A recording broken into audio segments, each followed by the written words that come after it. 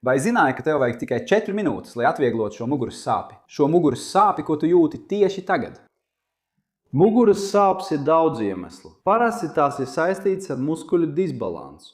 Tas nozīmē, ka daži muskuļi ir stingrāki, saspringtāki un cietāki, bet citi ir vājāki.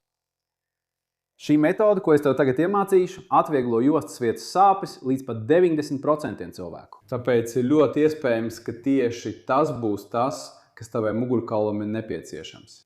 Šim vingrinājumam mēs strādāsim pie koordinācijas starp muskuļiem, kas atrodas mugurkaula priekšpusē, un muskuļiem, kas atrodas mugurkaula aizmugurē. Pirmajā vingrinājumā tu apgulies uz vēdera tā, lai tev būtu ērti. Vari pagriezt seju uz sāniem, nolikt rokas gar sāniem vai izstiept uz augšu. Kā tev ir ērtāk? Un tu vienkārši elposi.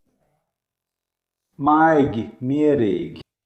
Mēģinot sajust, kā tavs elpas vilnis viegli kustina tavu mugurkaulu.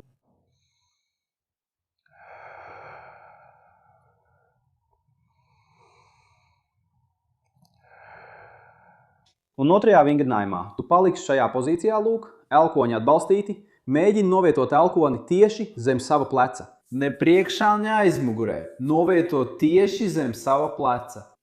Skaties uz priekšu un paliec šajā pozīcijā 2 minūtes.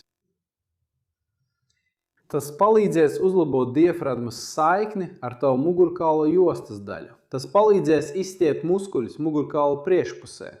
Tas nozīmē, ka palielināsies un vēl vairāk palielināsies atstarpe starp skriemeļiem. Un vēl tas tev dos relaksācijas sajūtu, jo šī ir komforta pozīcija. Kad tu esi šajā pozīcijā, ideāli būtu, ja tu sajūti, ka sāpes, kas ir kājā, sēžā, gūžā, kļūst tuvākas mugurkaulam. Vai arī tās pamazām samazinās šo 2 minūšu laikā. Ja sāpes sāk attālināties no mugurkaula un sāk iet uz leju kājā, tu pārtrauc vingrinājumu. Labi? Šie 2 vingrinājumi ir vairāk nekā pietiekami, lai atvieglotu tavas sāpes. Bet ja tu vēl neesi ielicis patīk, tad tagad tu to izdarīsi.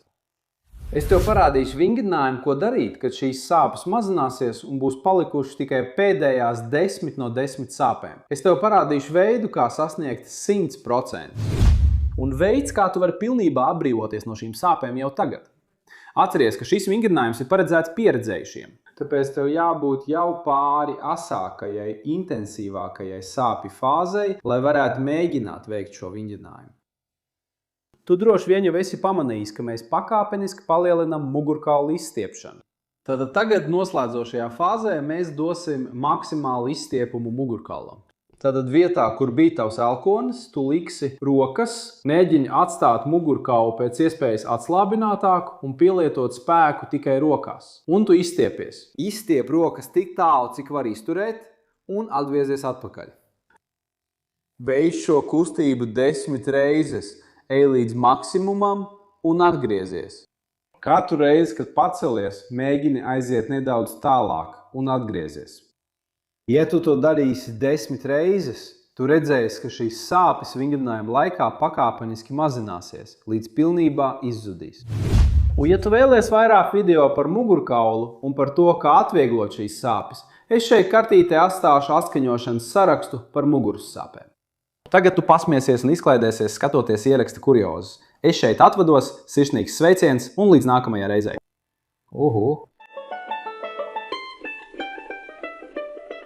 Sāpēm mugurā jostas daļā ir vairāk cēloņi.